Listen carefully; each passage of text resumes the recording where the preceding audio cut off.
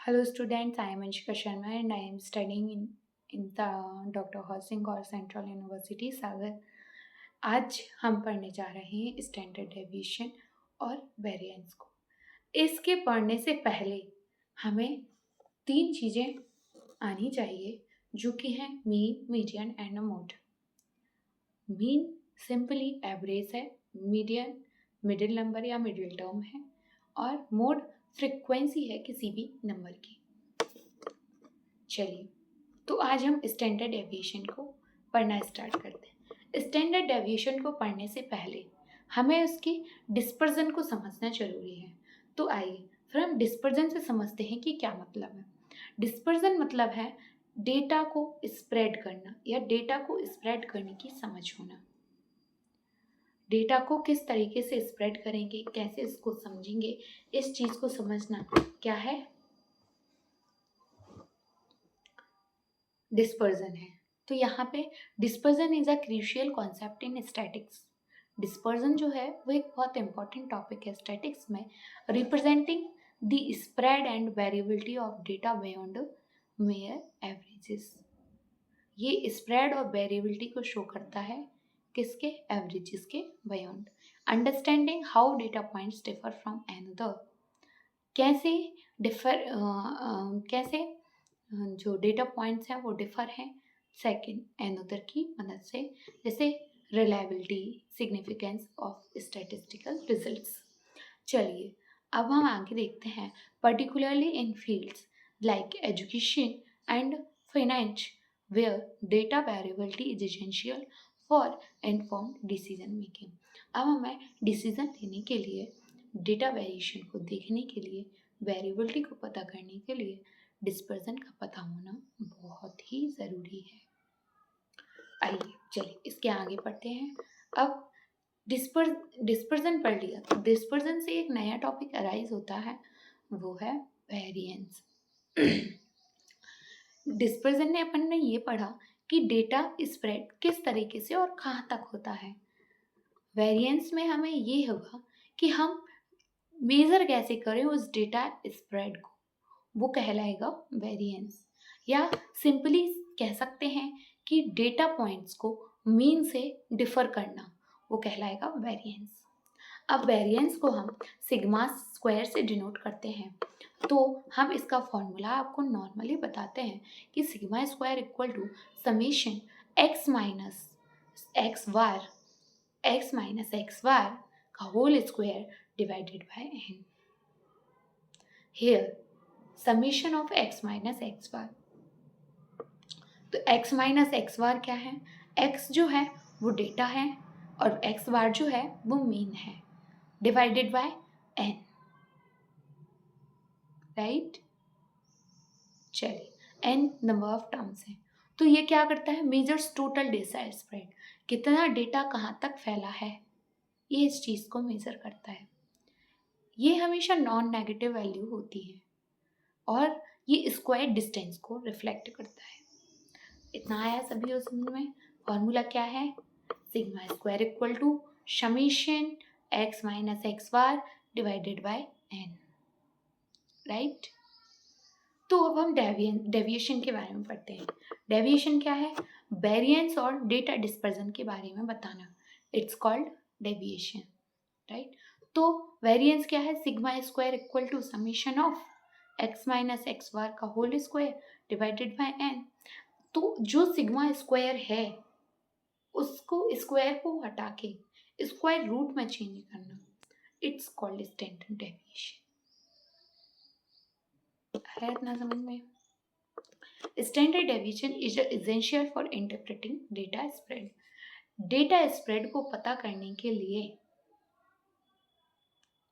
जितना एसेंशियल जरूरत है इंटरप्रेट करने के लिए डेटा स्प्रेड को, वो कहलाएगा standard deviation. How much individual data points deviate from the mean, providing valuable context for variability। ये क्या करता है, डेविएट करता है मीन से और वैल्यूबल कॉन्टेक्स्ट फॉर वेरिएबिलिटी को प्रोवाइड करता है, राइट। चलिए अब हम स्टैंडर्ड डेविएशन के फॉर्मूला समझते हैं स्टैंडर्ड डेविएशन। तो मैंने आपको अभी बताया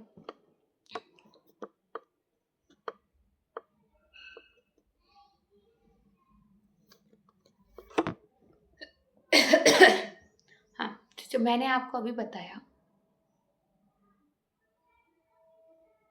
क्या कि वेरिएंस का फॉर्मूला क्या है। तो क्या है वेरिएंस का formula? Sigma square equal to summation of x minus x bar divided by x minus x bar का whole square divided by m. ये किसका फॉर्मूला है? वेरिएंस का। अब हमें वेरिएंस में जो सिग्मा स्क्वायर है उस स्क्वायर को हटा के सिग्मा में चेंज करना, इट्स कॉल्ड स्टैंडर्ड डेविएशन। तो क्या होगा? Sigma equal to under root summation of x minus x bar divided by n, right. तो ये किसका फॉर्मूला हुआ? स्टैंडर्ड डेविएशन का। अब स्टैंडर्ड डेविएशन क्या मेजर करती है? एंटायर पॉपुलेशन को मेजर करती है, मीन को यूटिलाइज करती है, नॉन नेगेटिव रिजल्ट देती है और इम्पोर्टेंस बताती है कंप्लीट डेटा का। इतना आया समझ में? चलिए फिर जैसा कि मैंने आपको ये समझाया उसी तरीके से आप एक बार और फॉर्मूला देखिए। Sigma equal to under root summation of x minus x bar का whole square divided by n. ये क्या है? स्टैंडर्ड डेविएशन को फाइंड करने का फॉर्मूला। अब देखिए अब किस तरीके से हम स्टैंडर्ड डेविएशन को फाइंड करेंगे। तो स्टैंडर्ड डेविएशन को किस तरीके से फाइंड कर रहे हैं?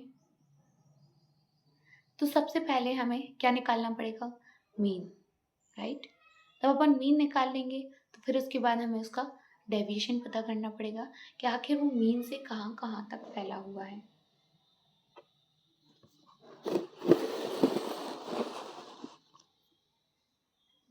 राइट। ये इसको पता करने के बाद हमें उस डेविएशन का स्क्वायर करना पड़ेगा। स्क्वायर करने के बाद हमें उसका वेरिएंस निकालना पड़ेगा और वेरिएंस का रूट निकाल देंगे तो वो स्टैंडर्ड डेविएशन कन्वर्ट हो जाएगा। चलिए आइए आगे देखते हैं एग्जाम्पल। जैसे कि कोई n है, n नंबर ऑफ टर्म्स हैं, ये ई में मीन दिख रहा है, इस तरफ क्या होगा? Summation of x minus x bar का whole square divided by n। तो इससे पहले क्या निकालेंगे? वेरिएंस निकालेंगे। अब रियल वर्ल्ड एप्लीकेशन देखिए, जैसे कि एजुकेशन है, बिना स्टैंडर्ड डेविएशन के आप एजुकेशन किस तरीके से पढ़ सकते हैं बताइए। यदि हमें टेस्ट स्कोर्स में वेरिएबिलिटी को चेक करना है तो हमें स्टैंडर्ड डेविएशन, वेरिएंस, इन दोनों चीज़ों को पढ़ना बहुत ज़्यादा ज़रूरी है। यदि कोई हमें डिसीज़न लेना है तो भी हमें स्टैंडर्ड डेविएशन को पढ़ना ज़रूरी है। अगला आता है फाइनेंस। फाइनेंस क्या है? Assessing investment risk and volatility. Investment risk को जानने के लिए आजकल आप लोगों को सभी को पता है कि कहीं ना कहीं ऑनलाइन पैसा लगा हुआ है, जैसे कि स्टॉक मार्केट, SIP, है ना। तो इस तरीके से इनमें कहाँ रिस्क है, कहाँ नहीं है, कहाँ पैसा अप चल रहा है, बहुत ज़्यादा ऊपर चल रहा है, कहाँ बहुत ज़्यादा डाउन चल रहा है, कौन से शेयर्स बहुत ज़्यादा अच्छे हैं, कौन से शेयर्स बहुत ज़्यादा नहीं हैं अच्छे। तो इस इन्वेस्टमेंट की रिस्क को असेस करने के लिए या वोलेटिलिटी को शो करने के लिए, फाइनेंस को समझने के लिए हमें वेरिएंस का समझना बहुत ज़्यादा ज़रूरी है। क्योंकि वेरिएंस क्या है? एक स्प्रेड शीट है, स्प्रेड डेटा है किसी भी कलेक्शन ऑफ डेटा का, या उस मीन से वो कितना डिफर है, right. Quality control, monitoring project consistency and standards. Product consistency और स्टैंडर्ड्स को क्या करना? मॉनिटर करना। प्रोडक्ट कौन सा अच्छा बना है, कौन से इंग्रेडिएंट्स उसमें अच्छे हैं, कौन से इंग्रेडिएंट्स उसमें ख़राब हैं, इस चीज़ को असेस या मॉनिटरिंग करने के लिए भी हमें एक स्टैंडर्ड सेट करना पड़ता है और स्टैंडर्ड सेट वेरिएंस के थ्रू ही कर सकते हैं। इतना बात आपको समझ में आया?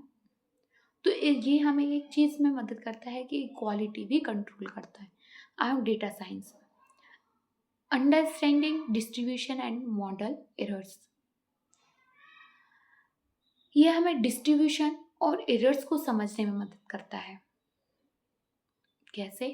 जैसे कि एरर्स किस तरीके से समझें, या डिस्ट्रीब्यूशन, अंडरस्टैंडिंग डिस्ट्रीब्यूशन को किस तरीके से हम डिस्ट्रीब्यूट करें या डेटा को स्प्रेड करें, हाउ, इस चीज़ को समझने के लिए हमें डेटा साइंस की ज़रूरत है। ना समझ गए? या किसी फिगर को बनाने के लिए, किसी ऐप को डिज़ाइन करने के लिए, कोई डिसीजन